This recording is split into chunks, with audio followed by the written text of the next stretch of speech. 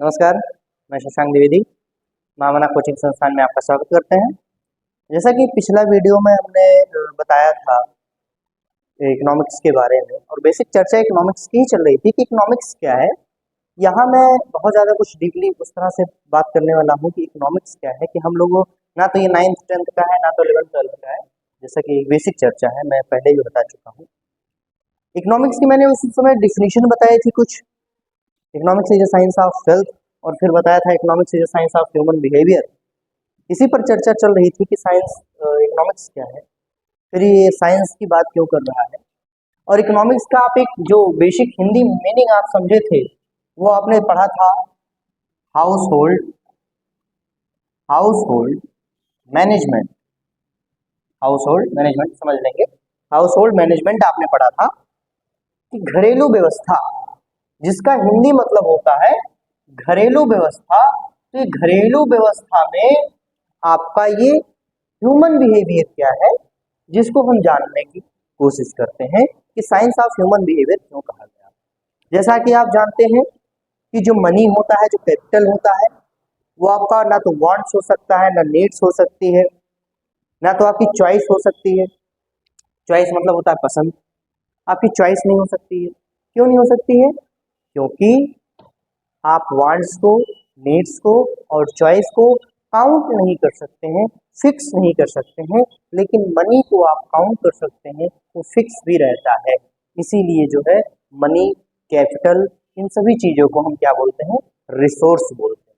तो मनी आपका क्या है? बात करें मनी क्या है? मनी आपका रिसोर्स है। थोड़ा समझते रहेंगे कि मनी आपका क्या है? रिसोर्स है, जिसको हम बोलते हैं संसाधन। क्या बोलते हैं? संसाधन बोलते हैं। यहाँ देखिए मनी क्या है आपके लिए? संसाधन।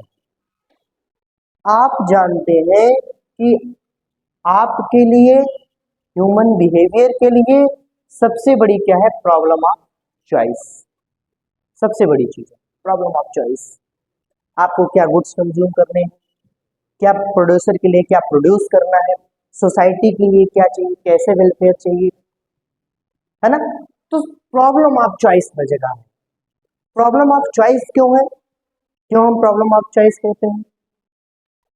क्योंकि आपके लिए रिसोर्सेस की जो लिमिटेशन है वो बहुत ज्यादा है, जिसे हम कहते हैं स्कैर्सिटी। तो रिसोर्सेस की आपकी क्या है?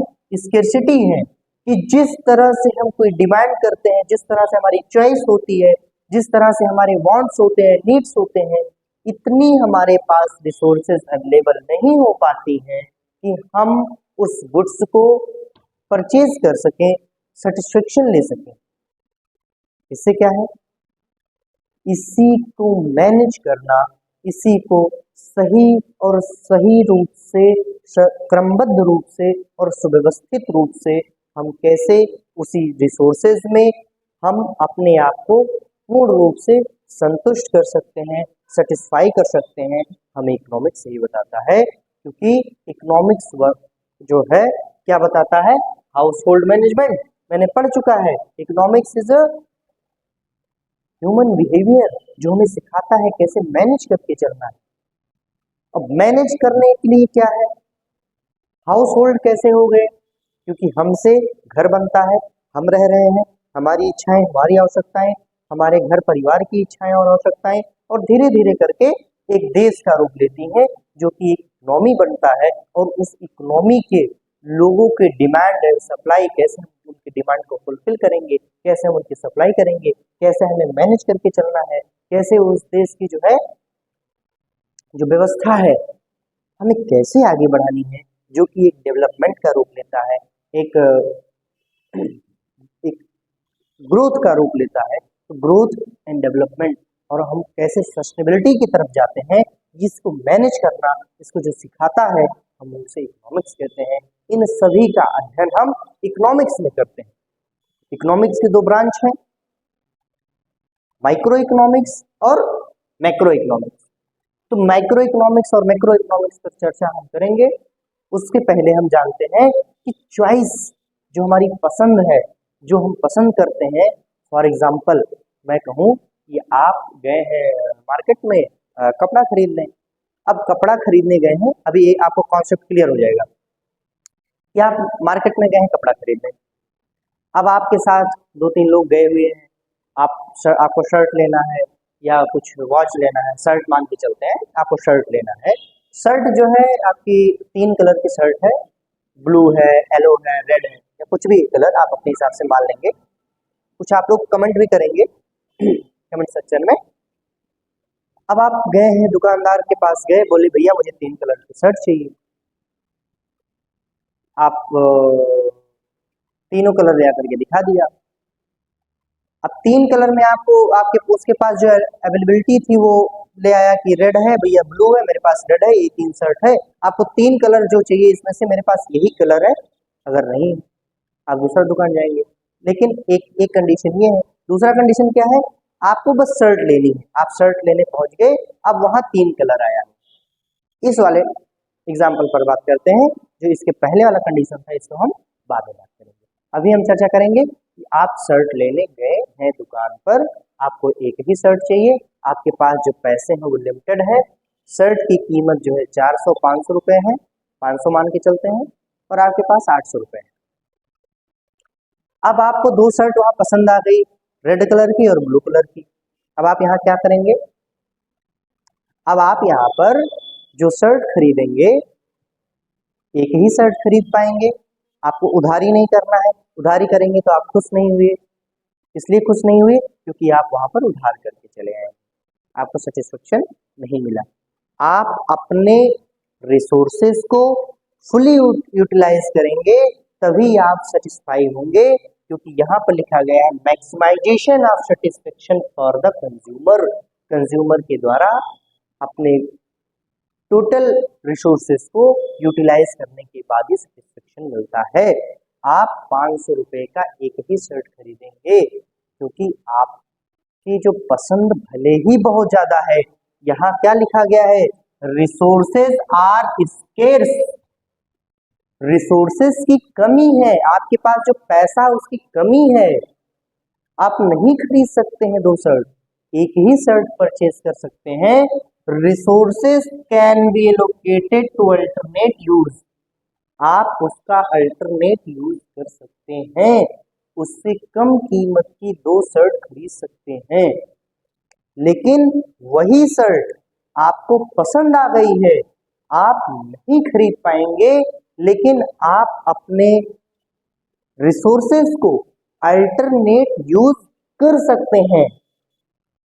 आप सस्ती कीमत वाला शर्ट ले सकते हैं, लेकिन ठीक वही चीज नहीं ले सकते क्योंकि आपके पास रिसोर्सेज की कमी है। हमें इकोनॉमिक्स ये सिखाता है, प्रोफेसर रॉबिन्सन ने भी यही बताया कि कोई भी उपभोक्ता अब किसी भी गुड्स और को परचेज करता है तो वो अपने लिमिटेड रिसोर्सेज को ध्यान में रखते हुए यदि उस गुड्स को परचेज करता है तो उसको अधिकतम संतुष्टि का स्तर प्राप्त होता है।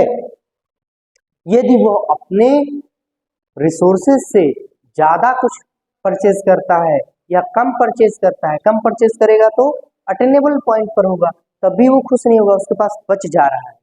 अर्थशास्त्र हमें सिखाता है, यही बताता है, और अर्थशास्त्र इसे ही कहते हैं कि आप अपने गुड्स को कैसे मैनेज करते हैं अपने यूज में लाने के लिए। और यूज में कैसे आएगा, जब आप अपने गुड्स को कैसे जो आपके पास रिसोर्सेज हैं उसमें डिवाइड करके आप खरीदेंगे। कैसे आपके पास 2 चीज खरीदना है, 2 चीज खरीदना है, कोई भी 2 चीज खरीदना है। अब आप क्या करेंगे, मान लेते हैं कि आपको चावल भी खरीदना है और रोटी भी आटा भी खरीदना है, राइस और व्हीट 2 चीजें आपको खरीदनी है। अब आप क्या करेंगे, अगर आपके पास 500 रुपए ही है, 500 रुपीज ही है, एक दूसरा एग्जांपल से समझते हैं, आपको राइस भी लेना है, आपको व्हीट भी लेना है। एक बात मान करके चलिएगा कि जब हम यहाँ चेंज देखेंगे तो कुछ चीजों को हम कांस्टेंट कर देंगे, उसको हम बिल्कुल नहीं छुएंगे, तभी आप इकोनॉमिक्स के एग्जाम्पल को समझ पाएंगे। हमने यहाँ 2 गुड्स लिया तो आपके केवल राइस और व्हीट ही लेना है, अदर कोई भी एग्जाम्पल्स आपको नहीं लेने हैं। ओके, अदर कोई एग्जाम्पल्स नहीं लेने हैं।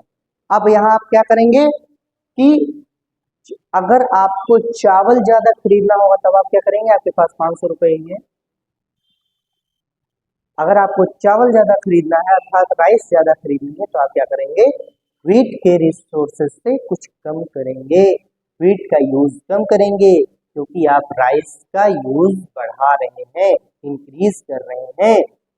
Resources can be allocated to alternate use, क्योंकि रिसोर्सेज की हमेशा स्केर्सिटी रहती है, जो हमें बताती है, जो सिखाती है, जो इकोनॉमिक्स हमें बता रहा है कि ह्यूमन बिहेवियर के बारे में कैसे बता रहा है, maximization of satisfaction for consumer, ये कंज्यूमर कैसे किसी गुड्स और सर्विस को कंज्यूम कर सकता है अपने लिमिटेड रिसोर्सेज को यूज करके।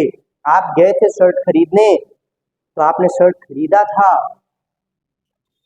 500 की शर्ट थी, आप उसको 450 रुपीज में लेके आए हैं, 450 रुपए में लेकर के आए हैं, तो मैक्सिमाइजेशन फॉर प्रॉफिट प्रोड्यूसर, यहाँ सेलर्स भी लिख सकते हैं। तो आपको वो 450 में शर्ट दिया है फिर भी वो प्रॉफिट पा रहा है, और जो कंज्यूमर प्रोड्यूसर जिस सोसाइटी में रह रहे हैं तो दोनों के लिए क्या हो रहा है, वेलफेयर हो रहा है।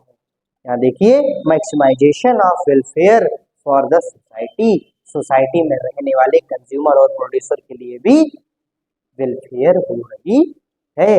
हमें इकोनॉमिक्स इन सबको मैनेज करके सिखाता है, चलना सिखाता है, इसीलिए इसे हाउस होल्ड मैनेजमेंट कहते हैं। और क्या कहते हैं, ह्यूमन बिहेवियर का कॉन्सेप्ट कहा जाता है, जिसको मार्शल ने कहा कि ये भौतिक कल्याण का अर्थशास्त्र है जो समाज कल्याण के लिए ही है, उपभोक्ता और उत्पादक के लिए यह वर्क करती है। ठीक है, आज इकोनॉमिक्स की ये संपूर्ण चर्चा खत्म होती है। किसी दिन मैं इस पर बहुत बड़े विस्तृत रूप में चर्चा ले आएंगे। सामान्य रूप से आपकी जानकारी के लिए इतना ही, फिर मिलेंगे अगले वीडियो के लिए, तब तक के लिए नमस्कार, धन्यवाद।